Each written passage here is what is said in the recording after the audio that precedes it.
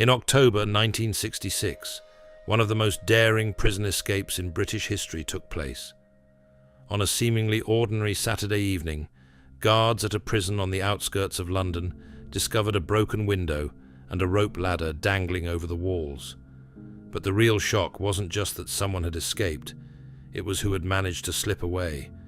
This was an agent of the KGB, sentenced to spend the rest of his life behind bars, now free. Today we're going to find out how an ordinary officer of the British intelligence service became one of the most valuable spies for the Soviets. What made his prison escape legendary? How a secret tunnel in Berlin changed the course of Cold War espionage? Why the full story of these events didn't come to light for decades? By the mid-1950s, American and British intelligence launched an ambitious operation, a tunnel under the Soviet sector of Berlin, nearly a kilometer long, equipped with the latest technology to intercept communications. The Cold War was already in full swing, and Western intelligence desperately needed reliable sources behind the Iron Curtain. Placing their own agents or recruiting Soviet officials was nearly impossible. This tunnel was meant to give them that edge. Construction took a year and millions of dollars, and by 1955, the operation began. Western agencies intercepted so much data that they couldn't even process it all. Yet despite the massive effort, the information turned out to be almost worthless. The Soviets had learned about the tunnel early on, thanks to a mole within British intelligence. That mole was George Blake, a young officer who would become the most valuable KGB agent in the West. George's life was shaped by war and movement across continents. Born in Rotterdam, he survived the Nazi occupation, joined the Dutch resistance, and eventually made his way to Britain to live with his mother and sister. His multicultural background, fluency in Dutch, English, and Arabic, and experience in anti-Nazi resistance made him an ideal candidate for British intelligence. Soon after joining the Navy, he was recruited by MI6 and adopted a new name, George Blake. Post-war, the main focus for British intelligence was the Soviet Union. Blake was sent to Cambridge to study Russian, where he developed a fascination and respect for the country's culture. Afterward, he was assigned to Korea to recruit Soviet sailors, a task he ultimately failed, but it set the stage for a major turning point. During his imprisonment in North Korea, after the outbreak of the Korean War, he was exposed to Marxist ideas and witnessed the destructive power of American bombings. This experience led him to question his allegiance and eventually offer his services to the Soviets. Once back in London, Blake appeared to be a loyal officer, receiving new assignments while secretly working for the KGB under the codename Dynamit. His work included photographing highly classified British documents, providing the Soviets with intelligence that would shape Cold War operations, including the Berlin Tunnel project.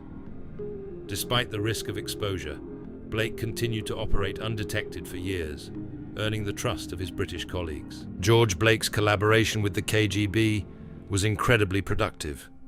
Between 1953 and 1961, he handed over every secret document he could access, nearly 5,000 pages, according to US intelligence.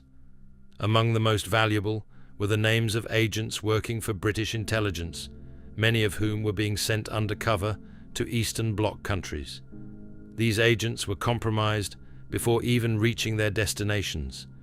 But the biggest victims of Blake's actions were those recruited by the West behind the Iron Curtain. Many faced severe punishment, and it's believed that several dozen agents lost their lives as a result. Blake always denied that anyone died because of his work. After the collapse of the USSR, some former KGB officers even called Blake more valuable than the famous Cambridge 5 spy Kim Philby, often considered the KGB's most successful Western agent. When Britain tried him, Blake received a staggering 42-year prison sentence, one of the harshest in British history, short of life imprisonment. Even the Prime Minister at the time was shocked by the severity of the verdict. Unlike the Cambridge 5, Blake came from a middle-class background, which likely influenced the harshness of his sentence and reinforced his commitment to communism. For Blake, a 42-year sentence was effectively a life sentence. He wasn't due to be released until 2003, at the age of 80. Unsurprisingly, he began planning his escape almost from day one. Blake always claimed his loyalty to communism was sincere. He did not receive payment for his KGB work and openly admitted during interrogations that ideology motivated him. For many MI6 colleagues, it was shocking that Blake betrayed Britain voluntarily, not because of coercion or torture during his years in Korean captivity. Yet in prison, Blake knew he could only rely on himself. The KGB couldn't exchange him for Western agents because he wasn't a Soviet citizen. He was held at Wormwood Scrubs, a high-security prison in West London. While not the toughest facility, it was still considered secure. The only leniency was its location. Relatives could visit regularly. Blake, now a father of two with a third on the way, practiced yoga daily to maintain peak physical condition, even standing on his head. This unusual hobby was part of his long-term escape plan.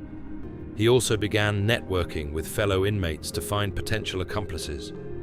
Michael Randall and Pat Pottle were political activists serving sentences for protests near military bases. They believed Blake was imprisoned for his principles, and the harsh 42-year term seemed outrageously unfair. The third accomplice was Sean Bourke, an Irishman jailed for attacking a police officer who loved adventure. All three had sentences ending soon, which made them willing collaborators once released. On a Saturday evening, while other inmates watched a movie, Blake chose to stay in his cell reading. He quietly climbed to the upper floor and slipped through a narrow, pre-prepared window. Crossing the yard, he reached the main wall by 7 p.m.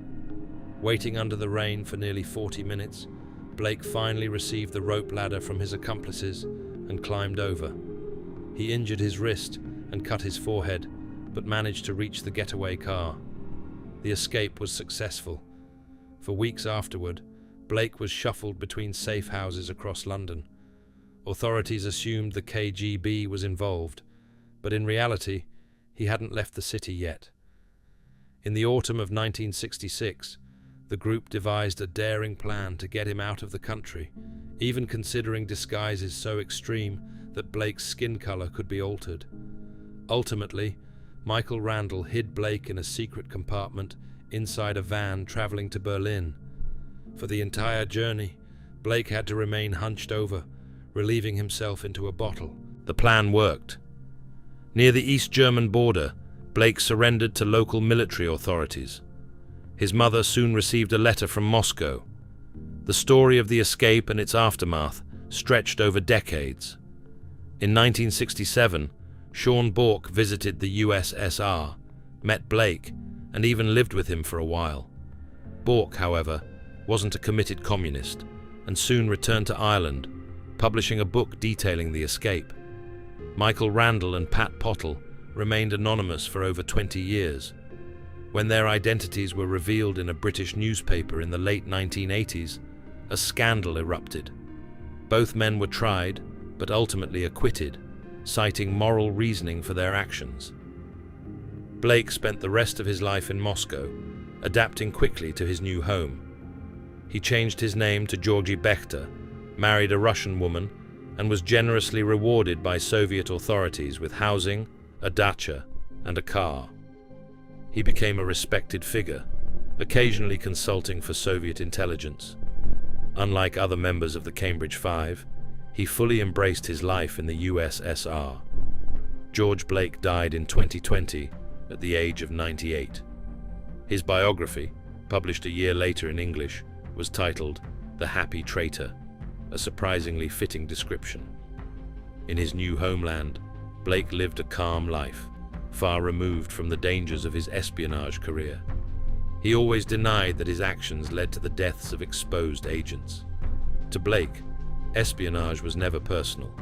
He believed he was simply serving a greater cause. In the USSR and Russia, he was considered a hero. In Britain, a traitor. The fate of double agents often depends entirely on perspective. Live in the moment, subscribe, and I'll see you soon.